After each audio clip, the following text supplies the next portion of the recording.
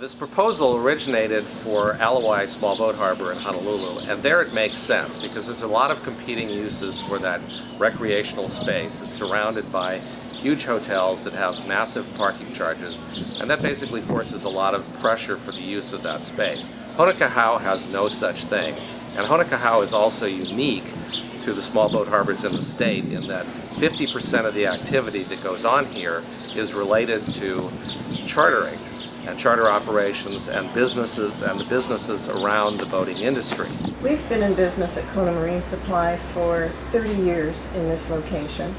We have people who are in and out all day long, some of them not from within the harbor, and if they have to pay for parking every time they come into here, I just can't imagine that they will.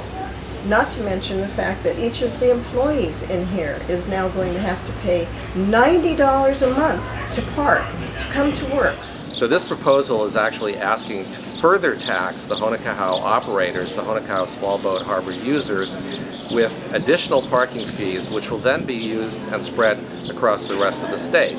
So it's effectively taxation without representation. To add fees onto the businesses, onto their clientele, and just spring it on everyone is just beyond comprehension. Fees. This is the first time I've heard of the parking fees, so we felt a little bit slighted that something had gone to the board through the administrative rules and got passed. Is that there was a very, very poorly announced public hearing on the Recreational Renaissance program. No one in this harbor that I've spoken to so far is aware that that particular meeting was the meeting where these rules were publicly considered and where the public had a chance to speak to them.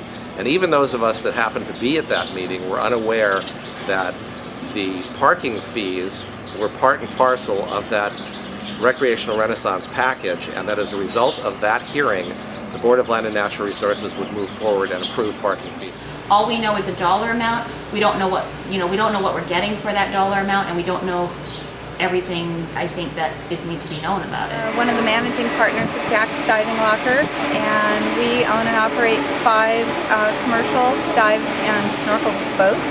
3 of them out of this harbor. One is I don't think it's been thought through very well, and it's kind of been sprung on us without any notice whatsoever. I think in the economic times right now, I understand the state needs to make money, but it's an extreme hardship for the people that work in the harbors and the customers that are already coming to the harbors, to go out on the boats. We've recently been asked to increase our slip rent by 90%. And that's in effect, and that is being compounded now by the addition of additional fees on all of the users in this harbor. So that's like an additional tax. I'm just really concerned that it's going to be really the final blow to so many people who've been struggling to keep on going through this recession. I work at Pacific Rim Fishing Supplies, and I can't afford to pay $90 a month just to come in to work. I'm paying off my student loans. It's really difficult for me just in general right now, and $90 is going to make a big dent. We're afraid we're going to lose tenants within Gentry's.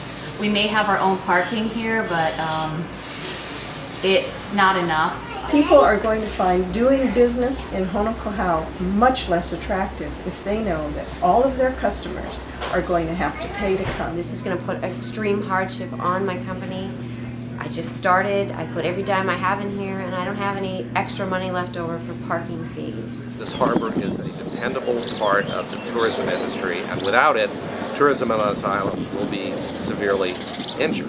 Destroy probably a lot of businesses and a lot of the commercial activity, and recreational users won't be able to enjoy the harbor nearly as much as they did in the past. Imagine spending $10 to come down and park for a burger and a Coke. It's just not going to happen.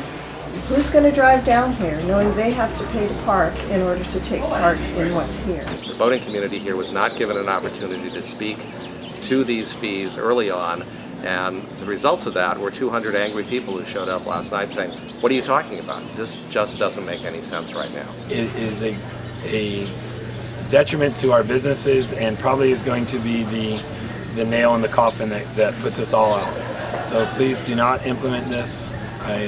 I beg of you.